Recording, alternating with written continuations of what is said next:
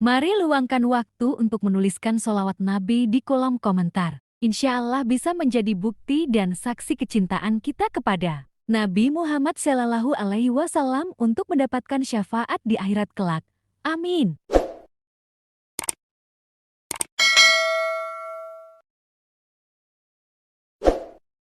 Bunda yang dirahmati Allah, tema kita pagi ini adalah istri pembawa suami, pembawa rezeki bagi suami ya. Oke.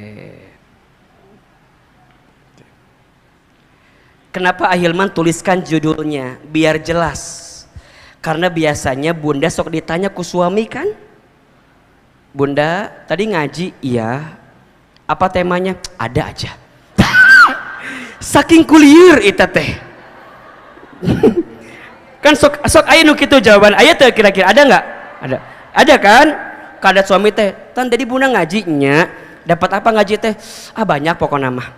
Apa emang? Percuma, ayah moal ngerti.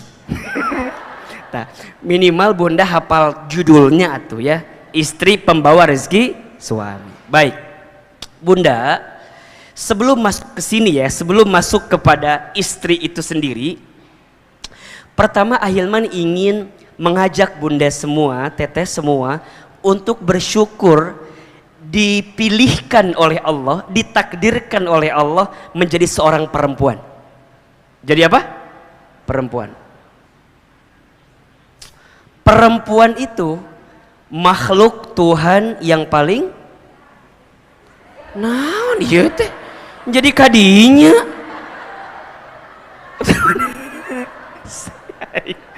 Aduh liar.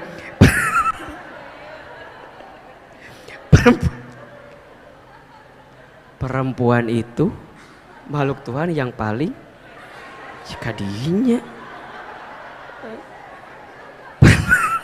Astagfirullahaladzim. Perempuan itu makhluk yang mulia ya, jadi karena seksi ya, itu nyambung coba ya. Ahilman, perempuan itu makhluk yang mulia, iya. Saking mulianya, saking hebatnya, Allah itu membuat surat khusus dalam Al-Quran tentang perempuan. Apa? An-Nisa, iya kan? Kalau ada sesuatu yang dimuliakan pasti ada yang diberikan, ya kan? Nah, perempuan itu begitu mulianya, hadirnya Islam, kan Islam itu memuliakan perempuan. Yang awalnya perempuan dihinakan, dengan datangnya syariat Islam, Islam memuliakan perempuan, menempatkan perempuan pada posisi yang mulia. Bahkan kalau kita mau bicara sejarah ya, manusia pertama yang beriman kepada Allah dan Rasulnya adalah seorang perempuan ya. Siapa namanya? Khadijah binti Khuwailid ya. Manusia pertama yang menempati Masjidil Haram ya, masjid yang paling mulia di dunia adalah perempuan. Siapa? Siti Hajar alaihi salam ya. Manusia pertama yang syahid di jalan Allah adalah seorang perempuan. Siapa? Sumayyah, ibunya Amr bin Yasir, iya kan? Yang membela nama Allah dan Rasulnya. Jadi kalau kita bicara sejarah, perempuan itu luar biasa. Manusia pertama masuk Islam, perempuan. Manusia pertama yang menempati haram, perempuan. Perempuan yang syahid pertama kali, perempuan ya. Bahkan ada surat khusus di dalam Al-Quran tentang apa? Tentang perempuan. Surat apa namanya? An-Nisa. Di Quran nggak ada surat Ar-Rijal, nggak ada. Kalau laki-laki itu langsung ditunjukkan namanya biasanya, ya kan? Surat Hud, surat Muhammad, surat Yunus, surat Yusuf, ya. Surat Ali Imran, keluarga Imran. Tapi kalau untuk perempuan dibuat dua, ada yang khusus namanya surat Maryam, ada yang umum namanya surat An-Nisa. Betul? Berarti perempuan itu mulia.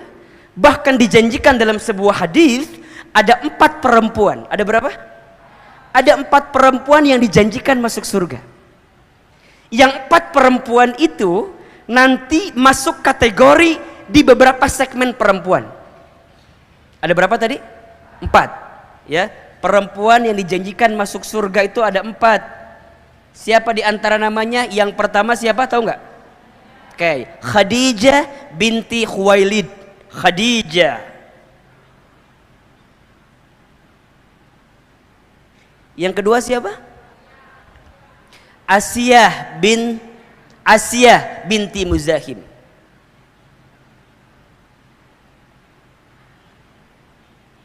Asiyah istrinya siapa?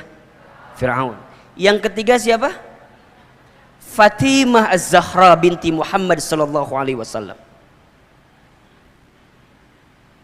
Oke. Yang keempat siapa? Maryam binti Imran. Oke. 1 siapa? Khadijah. 2 Asiyah. 3 Fatimah. 4 Maryam. Pertanyaannya, mengapa 4 perempuan ini dijanjikan masuk surga?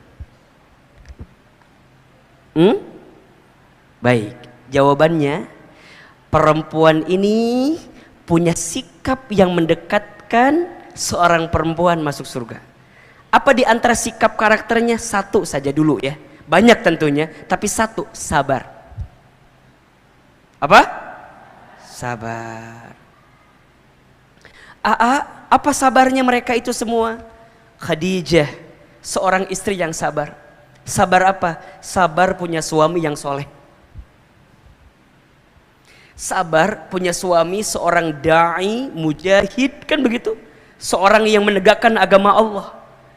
Bunda punya suami yang soleh, kudu sabar atau hente? Harus sabar atau enggak? Harus sabar.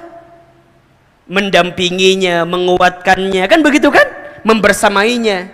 Bahkan disebutkan dalam sejarah, Khadijah itu perempuan yang Masya Allah, ketika Nabi gelisah menatap wajah Khadijah, langsung hilang kegelisahan Rasulullah SAW. Kebayang tak? Satu kali dikisahkan, Nabi itu mendapatkan wahyu yang pertama di Gua Hira. Ya, lagi bertahan di Gua Hira, tiba-tiba datang malaikat Jibril kan? Apa kata Jibril? Iqra, Iqra, Iqra. Nabi lagi sendirian, keadaan gelap. Tiba-tiba ada yang bicara, Iqra, Iqra, Iqra. Takut atau apa enggak? Takut. Ke samping enggak ada orang, ke kiri enggak ada orang, ke depan enggak ada orang, ke belakang enggak ada orang. Lihat ke atas ada makhluk berjubah putih. Siapa yang datang? Jibril. Apa kata Nabi? Ma'ana biqari, aku tidak bisa baca. Sampai kata Jibril diselesaikan 5 ayat Al-Alaq itu. Iqra bismi rabbikal ladzi khalaq, khalaqal insana min 'alaq, iqra wa rabbukal akram, alladzi 'allama bil qalam, 'allamal insana ma lam ya'lam. Beres 5 ayat, apa yang terjadi? Nabi ketakutan. Nabi lari sampai ke rumah, buka pintu, lihat Khadijah. Allahu Akbar. Setengah kegelisahan Nabi langsung hilang menatap wajah siapa? Khadijah. Apa yang Khadijah lakukan? Enggak nanya, Nabi kunaon? Henteu. Kunaon Rasulullah? Henteu. Nabi pas masuk, apa kata Khadijah? Kelihatan takut. Langsung Khadijah meluk Nabi. Meluk, kan gitu ya. Setelah dipeluk, Khadijah bisikin Nabi, wahai suamiku, jangan takut, ada aku di sampingmu. Kamu itu orang baik. Kalau di luar sana ada yang membencimu, aku yang pertama mencintaimu. Kalau di luar sana ada yang memusuhimu, maka aku yang pertama membelamu. Kata siapa itu? Khadijah. Setelah dipeluk, dibisikin, hilang semua kegelisahan Rasulullah SAW. Masya Allah. Ustaz mau tanya sekarang. Punten. Kalau ibu yang ada di sini, punten, ini mah punten pisan. Kalau suami di kantor ada masalah, pulang ke rumah, lihat ibu, hilang masalah, tambah masalah. Halo, jawab, lain seri. Suami teh di kantor ada masalahnya, sampai ke rumah lihat ibu, hilang masalah, tambah masalah. Kalau hilang masalah, insya Allah kita udah mendekati Khadijah lah.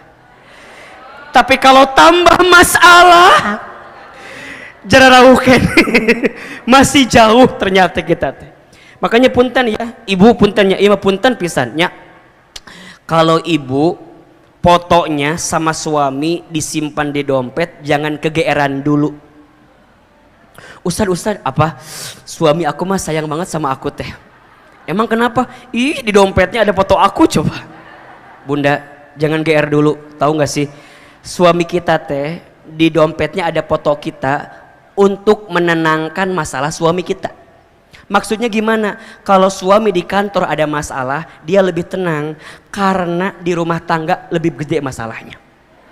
Apa? Oh, ini foto saya gitu. Jadi kalau bunda, kalau suami, masalah saya besar, tapi dia lihat foto ibu, tenang, ini lebih besar masalahnya.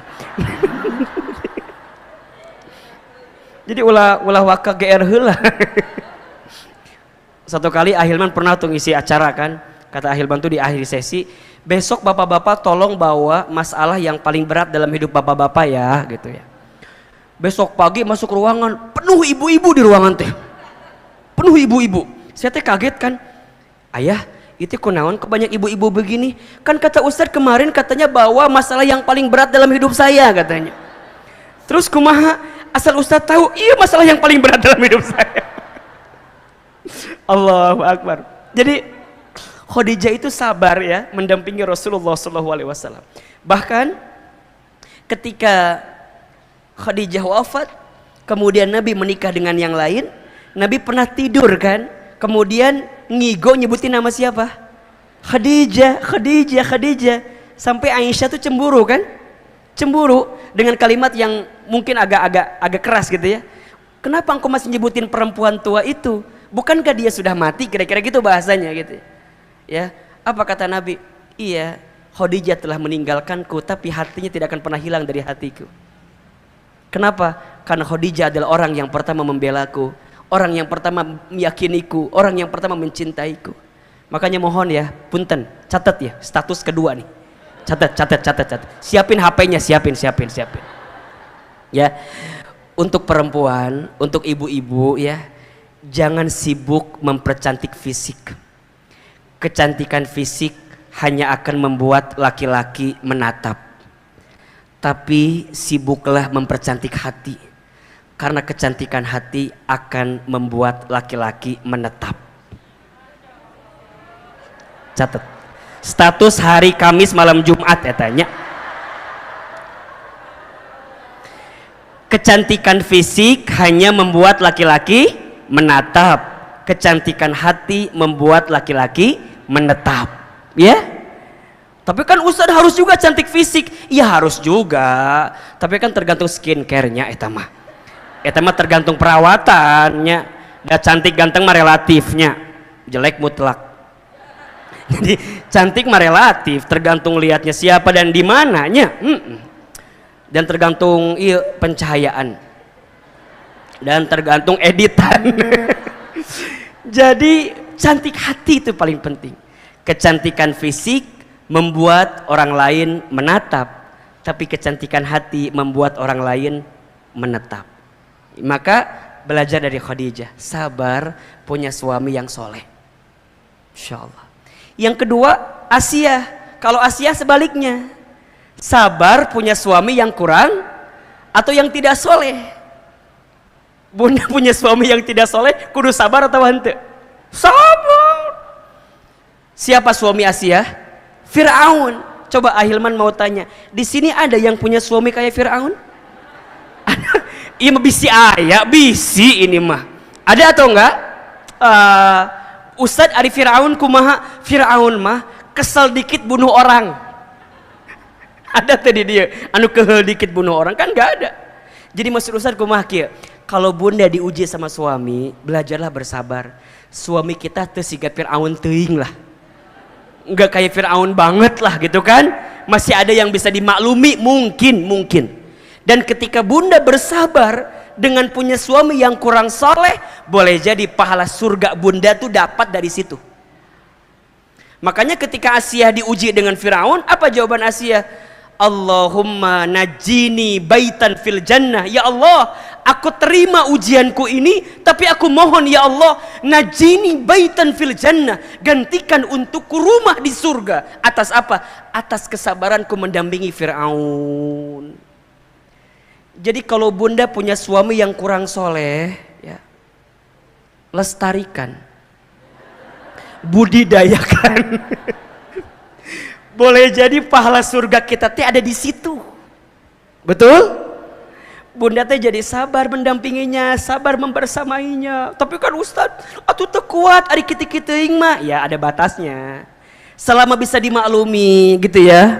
Karena kadang-kadang kita mah suka pengen suami itu yang ideal bangetnya. Betul nggak? Pengen yang suami soleh, kaya, ganteng, pinter. Banyak sih, kalaupun ada udah jadi suami orang lain. Udah, belajar suami kita hari ini itu yang terbaik, bismillah. Betul apa enggak? Ustadz, enak kali ya punya suami kayak Ustadz Hilman. Contoh ini mah. Contoh. Bunda, jangan pernah berharap punya suami kayak begini, jangan. Kenapa coba? Satu udah ada yang punya. Sok saya mau tanya deh ke ibu, gampang deh. Ibu mau nggak punya suami kayak Ustadz Hilman? Hah? Mau atau tidak? Mau, iya. Ada yang nggak mau? Baik. Ibu harusnya jawab nggak mau. Kenapa? Karena Ustadz Hilman udah pasti nggak mau sama ibu, itu aja. Itu jawaban yang paling cepat itu jawabannya ya. Enggak mau. Jangan. Yang bahagia menurut di orang lain belum tentu bahagia di kita. Betul? Jangan, catat status hari ketiga ini. Si pohok ya. Jangan mengukur ukuran kaki kita dengan sepatu orang lain. Jelas. Eta we pesannya eta. Apa pesannya? Nggak ada pesan, itu aja. Jangan mengukur ukuran kaki kita dengan sepatu orang lain. Jangan mengukur hidup kita dengan hidup orang lain. Apa yang bahagia menurut orang belum tentu bahagia menurut kita. Betul? Bunda nggak bisa bilang gini, enak ya punya suami kayak Ustadz Hilman. Belum tentu. Bener. Iya, belum tentu enak, tapi enak banget. Belum tentu enak. Iya, harus siap ditinggal. Maksudnya bukan ditinggal selamanya, bukan. Ditinggal keluar kota, ditinggal ceramah. Betul nggak? Harus nggak cemburuan. Saya mah kebayang kalau istri saya cemburuan, nggak bubar. Oh, atuh. Coba misalnya ya minta foto A, foto B. Kalau istri saya cemburuan, sakit hati apa enggak? Ayah, jangan ceramah. Diimah ngus, diimah. Untung istri saya nggak begitu gitu. Makanya saya diselamatkan dari istri seperti ibu-ibu yang ada di sini. Saya bersyukur sama Allah, ya Allah, nuhun pisan. Nuhun ya Allah. Harus siap terima. Iya kan? Kan hari wajah gini mah kan banyak yang mau teh ya. Ini mah mungkin ya kan. Harus siap mental, siap deg-degan, siap kemudian ditinggal, siap kemudian harus nyiapin hati yang begitu kuat. Betul? Jadi maksud saya apa? Jodoh yang hari ini Allah datangkan di rumah tangga kita itulah yang terbaik yang Allah berikan untuk kita. Apapun nih ceritanya. Iya. Nih yang belum nikah, jangan minta laki-laki yang ganteng.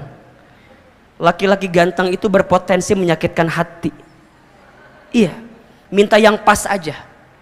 Pas ditinggal nggak bikin deg-degan, pas dibawa kondangan nggak malu-maluin. Nah itu aja. Iya tuh. Udah kadang-kadang ada kan orang yang kalau undangan suka bilang gini sama suaminya, ayah jangan turunnya. Kenapa? Sok ngisinkeun ayah mah. Sok malu-maluin gitunya. Jadi minta yang pas. Sama kayak kita minta rezeki ya. Sama suami juga nafkah, nggak usah minta yang banyak, minta yang pas aja, ya. Pas mau renovasi rumah, ada. Pas ganti kendaraan, ada. Pas bayar SPP anak sekolah ada, pas beli ruko di kota wisata, pas mau ganti mobil ada, pas haji umroh pas, minta yang pas.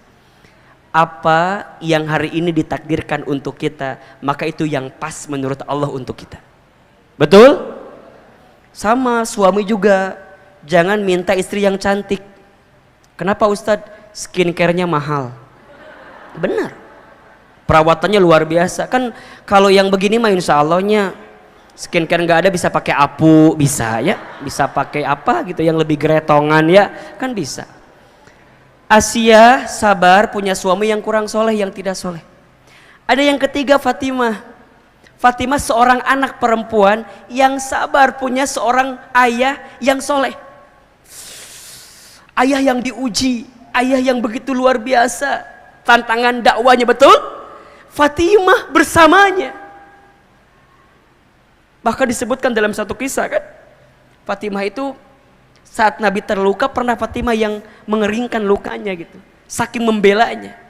Begitupun ketika Fatimah memilih pasangan kan, bukan maunya Fatimah tapi dipilihkan oleh ayahnya, sampai berjodoh dengan siapa? Ali bin Abi Thalib kan, radhiyallahu an.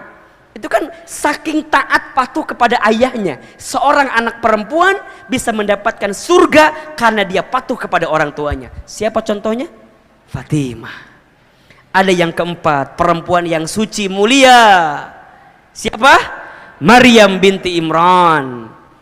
Kalau boleh dianalogikan, beliau juga single parent gitu. Sendiri membesarkan seorang anak bernama Isa alaihissalam, besar dalam luar biasa, fitnahnya besar, ujiannya besar, tapi beliau mampu menjaga kebaikannya. Artinya apa? Menjadi seorang hamba Allah. Beliau adalah hamba Allah, perempuan yang dijanjikan masuk surga. Artinya melalui 4 perempuan ini, Ahilman ingin berikan kabar kepada bunda sekalian bahwa yang namanya perempuan berpotensi masuk surga dari posisi manapun. Saat jadi seorang anak dari orang tuanya bisa masuk surga ketika dia taat patuh kepada siapa? Orang tuanya. Saat dia menjadi seorang hamba Allah jauh sebelum itu, maka dia bisa mendapatkan surga ketika dia taat patuh kepada siapa? Allah. Ketika dia menikah jadi seorang istri, maka dia berpotensi mendapatkan surga ketika dia bisa membersamai suaminya. Betul? Bahkan ketika dia jadi ibu, surga di telapak kakinya. Ibu punya anak, maka saat ibu menjadi ibu yang baik, mengurus anaknya, membesarkan anaknya, maka seorang ibu berpotensi mendapatkan surga dalam hidupnya. Jadi perempuan itu di semua lininya bisa mendapatkan potensi surga. Hari ini bunda yang jadi istri bisa jadi istri yang mendapatkan surga. Bunda yang jadi ibu bisa menjadi ibu yang mendapatkan surga. Bunda yang single parent, tidak punya suami, bunda sendirian bisa mendapatkan surga. Teman-teman milenial, adik-adik saya yang masih menjadi seorang gadis belum menikah, dia bisa mendapatkan surga. Bahkan menjadi seorang perempuan keseluruhan pun bisa mendapatkan surga. Jelas sampai di sini? Jelas sampai di sini? Maka kembali kepada topik utama kita, istri pembawa rizki suami. Ada di antara bunda yang ditakdirkan nanti menjadi seorang istri bagi suaminya. Seorang istri berpotensi membersamai suaminya dalam kebaikan. Bahkan seorang istri itu bisa membawa rizki bagi suaminya, membawa kebaikan bagi suaminya. Silakan dibuka surat An-Nisa ayat 34. Surat apa? An-Nisa ayat 34. Saya hapus ini. Saya hapus ya. Sampai jam berapa bunda kajian kita? Sampai jam berapa? Jam 2? Baik. Bunda sampai jam 2-nya, Ahilman sampai jam 11 mungkin ya. Insyaallah ya Rabbana ya Karim. Baik. Insyaallah. Baik.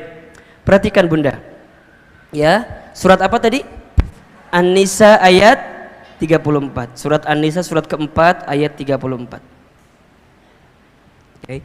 Ini ayat yang benar-benar harus bunda pahami dalam rumah tangga, ya, yang bisa mengantarkan pemahaman kita tentang positioning di rumah tangga antara suami dengan siapa?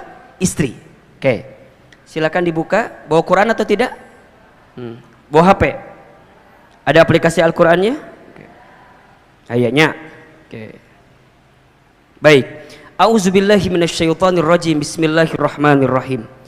Ar-rijalu qawwamuna 'alan nisa. Ya. Laki-laki itu atau suami itu qawwam, pelindung bagi perempuan, bagi istrinya. Kenapa? Bima faddalallahu ba'dahum 'ala ba'din wa bima anfaqu min amwalihim. Karena Allah telah melebihkan sebagian mereka atas sebagian yang lainnya. Oke, pertama, pemimpin di rumah tangga itu siapa? Suami. Ya, ada suami, ada istri. Oke, Bunda sebagai seorang perempuan harus memahami dan meyakini bahwa seorang suami adalah qawwam, seorang pemimpin bagi perempuan. Ya, kenapa? Karena seorang suami diberikan kelebihan daripada perempuan, sehingga dia diberikan kewajiban untuk memberikan nafkah bagi siapa? Bagi perempuan. Maka suami ini punya potensi yang begitu luar biasa, membawa kemana kapal rumah tangga itu. Jadi yang namanya rumah tangga mau dibawa kemana, nahkodanya siapa? Suami. Maka jadi suami itu nggak mudah, berat luar biasa. Berat luar biasa. Ketika ada laki-laki mengatakan kalimat ketika nikah, saya terima nikah dan kawinnya Fulanah binti Fulan dengan mas kawin sekian dibayar tunai, apa maknanya? Saya terima apa yang ada di istri saya, kebaikannya ataupun keburukannya, gitu.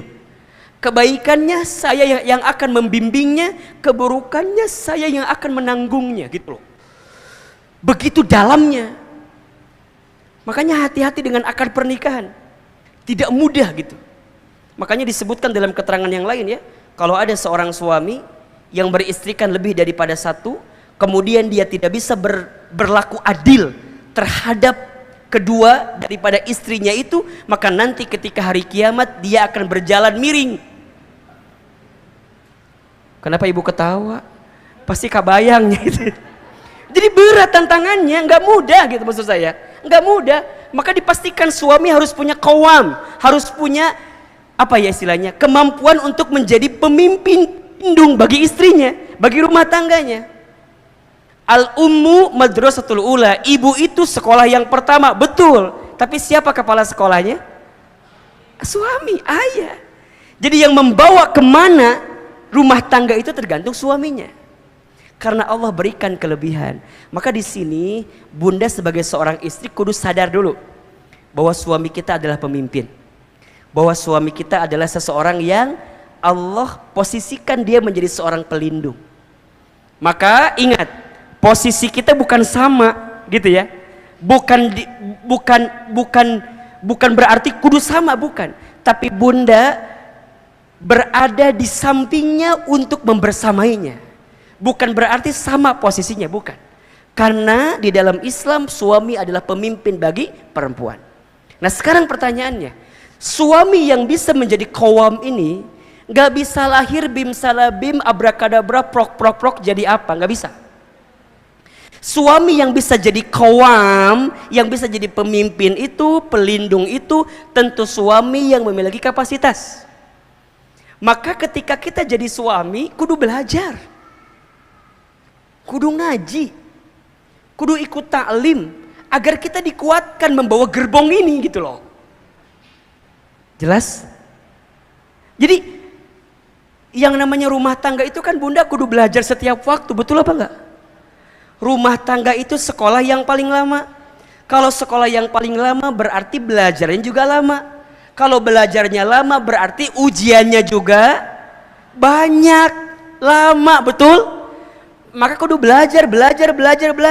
Nah, suami yang mau belajar, meningkatkan kapasitasnya menjadi seorang qawam, menjadi seorang pelindung, menjadi seorang pemimpin, butuh ilmu gitu, butuh penguatan sehingga dia bisa membersamai keluarganya dalam kebaikan. Dan yang kedua, ini yang paling penting, seorang suami yang menjadi qawam itu tidak lahir begitu saja, tapi dia didampingi oleh orang yang membersamainya. Siapa itu? Istri. Jadi sebenarnya itu berkesinambungan gitu Bunda, bersamaan. Kalau ada pemimpin yang baik, biasanya di balik layarnya ada orang-orang yang baik. Betul apa enggak? Betul?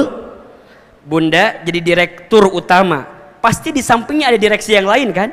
Ada kadif, ada kadep, betul? Ada pendamping, ada penguat dari sisi yang lain yang bisa menguatkan kepemimpinannya, betul? Di rumah tangga suami kita pemimpin, tapi kepemimpinannya tidak akan berjalan dengan baik kalau tidak ada pendamping yang baik.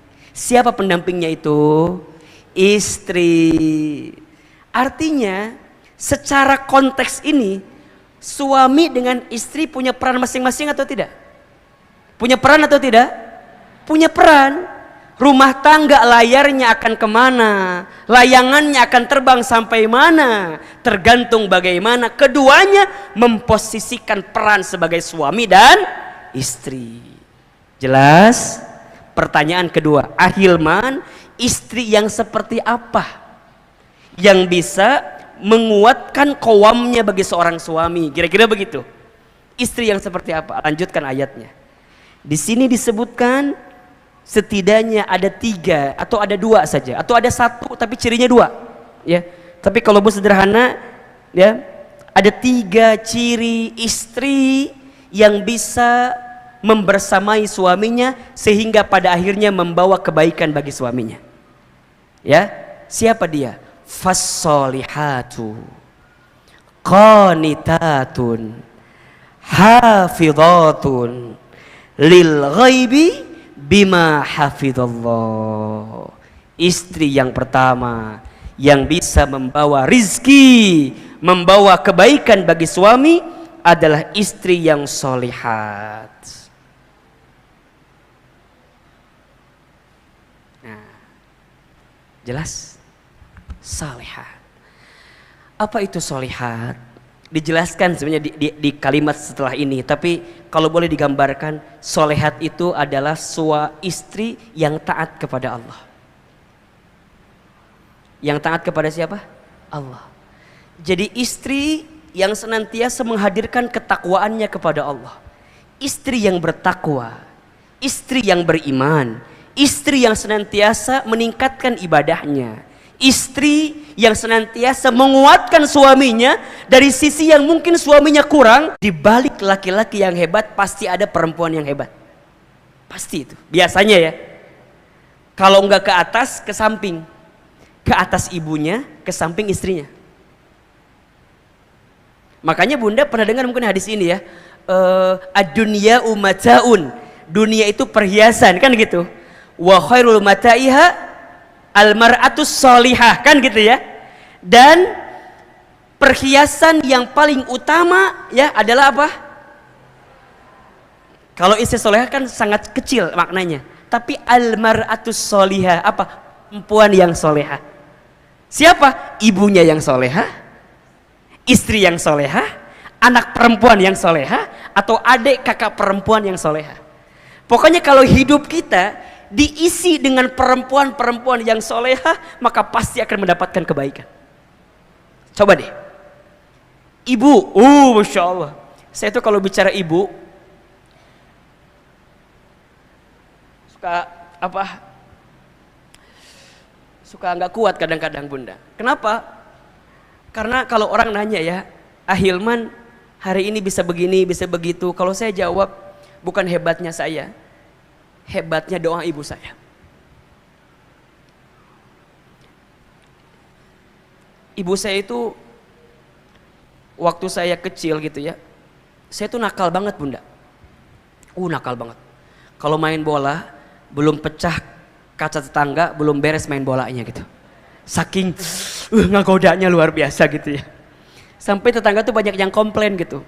Ibu, ini si Iman tuh gini. Apa kata ibu saya? Iya, maafin ya, nanti Iman bakal jadi ustadz, katanya gitu.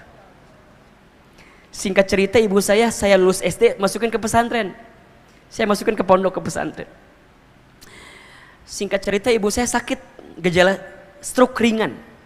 Jadi kalau makan itu harus disuapin gitu. Saya itu kalau libur dari pesantren, saya pulang ke rumah, saya nyuapin ibu saya. Satu kali ibu saya itu kalau sarapan pagi-pagi, sarapannya sambil nonton ceramah ustadz-ustadz di TV gitu. Sampai kata ibu saya, Iman, nanti mama bakal nonton Iman ceramah di TV ya, kayak ustadz itu. Terus saya bilang, oh nggak mungkin mah, kita orang kampung, orang miskin, orang desa, saya orang Garut aslinya. Ke Jakarta aja nggak mungkin gitu ya, agak gimana gitu mikirnya, jauh gitu. Tapi kata ibu saya, jangan gitu ya nak, aminkan aja katanya, aminkan aja. Terus tiba-tiba ada iklan pakai bahasa Inggris. Kata ibu saya, nanti Iman bakal sekolah pakai bahasa Inggris ya. Mungkin maksudnya ke luar negeri kali ya. Satu kali ibu saya dapat sejadah gambarnya Ka'bah dari orang yang pulang haji umroh. Kebiasaan ibu saya kalau ba'da sholat suka baca talbiyah. Labbaik Allahumma labbaik, labbaik la syarika laka labbaik. Saya tanya ibu saya, Mama teh kenapa kalau habis sholat suka baca talbiyah? Kata mama saya, Iman, mama tuh pengen berangkat ke Baitullah katanya. Sampai dipegang pipi saya, kalau mama nggak berangkat ke sana, mama doain ya, Iman bisa bolak-balik ke Baitullah. Hadirin yang dirahmati Allah, izin Allah, apa yang hari ini, apa yang dulu ibu saya pernah ucapkan, hari ini kejadian semua. Ibu saya bilang, nanti Iman bakal ceramah di televisi. Izin Allah setiap pagi Allah berikan kesempatan itu. Tapi ibu saya nggak pernah nonton saya ceramah di TV. Karena Allah telah panggil usia ibu saya duluan. Saya dapat kesempatan ke Amerika, ke Kanada, ke Jepang. Tapi ibu saya nggak pernah tahu kalau saya pernah berangkat ke sana. Karena Allah telah panggil usia ibu saya lebih dulu. Saya sebelum pandemi bisa berangkat haji umroh dengan izin Allah. Bolak-balik karena kita pembimbing haji dan umroh di beberapa tour and travel. Tapi saya belum sempat menggenggam tangan ibu saya untuk bisa berangkat ke Baitullah. Tapi kalau hari ini kita mendapatkan kebaikan, maka saya sering kali sampaikan, bukan hebatnya saya, tapi hebatnya ibu saya. Maka hati-hati ya bunda sayang, kalau sekarang kita masih punya ibu, sayangi ibu kita, bahagiakan ibu kita.